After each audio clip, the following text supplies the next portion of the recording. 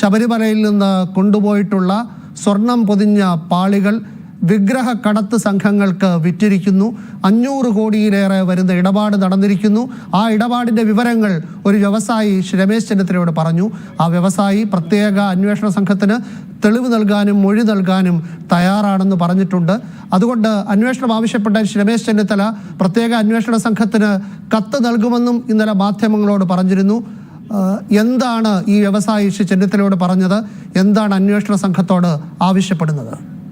ഇത് ഒരു സ്വർണ്ണ കച്ചവടം മാത്രമല്ല.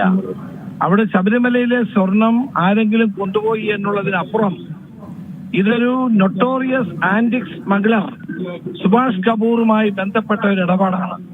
ബഹുമാനപ്പെട്ട ഹൈക്കോടതി തന്നെ ഇത് സുഭാഷ് കപൂറിന്റെമായി ബന്ധമുണ്ടോ എന്ന് ചോദിച്ചത് ഞാൻ ഓർക്കുന്നു. ഇവിടെ ഗോവർദ്ധൻ എന്ന് പറയുന്ന ഒരു ജ്വല്ലറിയുമായി ബന്ധമുണ്ട്. ജ്വല്ലറുമായി ബന്ധമുണ്ടെന്നുള്ള കാര്യം നേരത്തെ പുറത്തു വന്നതാണ്. ഇവിടെ നിന്ന് ശബരിമലയിൽ നിന്ന് കൊണ്ടുപോയ സ്വർണ്ണപ്പാളി എവിടെ? ഇതുവരെ ആരും കണ്ടെത്തിയിട്ടില്ല, ആരും പറഞ്ഞിട്ടില്ല. ഇത് എനിക്ക് കിട്ടിയ വിവരം, ഈ സ്വർണ്ണപ്പാളിക്കുള്ള ഏകദേശമായ വില 50 കോടിയാണ്. പക്ഷെ ഇതൊരു ആന്റിക്സ് ആയി മാറുമ്പോൾ ഇതിന് 500 കോടിയിലധികം വില വരും. ഇതിന് മോഹവിലയാണ്.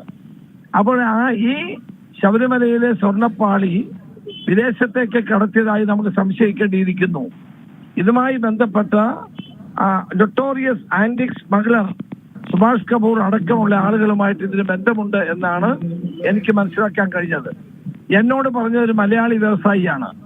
അദ്ദേഹം ഇത് SITയോട് പറയാൻ തയ്യാറാണ്. പക്ഷെ അദ്ദേഹത്തിന് പ്രൊട്ടക്ഷൻ വേണം. അതുകൊണ്ടാണ് അദ്ദേഹം പറയാതിരിക്കുന്നത്. എന്നോട് ഈ വിവരം പറഞ്ഞപ്പോൾ എന്റെ കയ്യിൽ അല്ലാതെ വേറെ ഒരു രേഖയുമില്ല. അതുകൊണ്ട് ഈ വിവരങ്ങൾ ഒരു പൊതുപ്രവർത്തകൻ എന്ന നിലയിൽ കിട്ടിയ വിവരങ്ങൾ SITക്ക് കൊടുക്കണമെന്ന് ഞാൻ ആഗ്രഹിച്ചു. നാളെ രാവിലെ കത്ത് ഞാൻ കൊടുക്കും. അതനുസരിച്ചിട്ടുള്ള അന്വേഷണം നടക്കണമെന്നാണ് എന്റെ അഭിപ്രായം. കാരണം ഇതൊരു ആന്റിക്സ് ആയി എടുത്ത് ഒരു വലിയ കൊള്ളയാണ് ഇവിടെ നടന്നിരിക്കുന്നത്.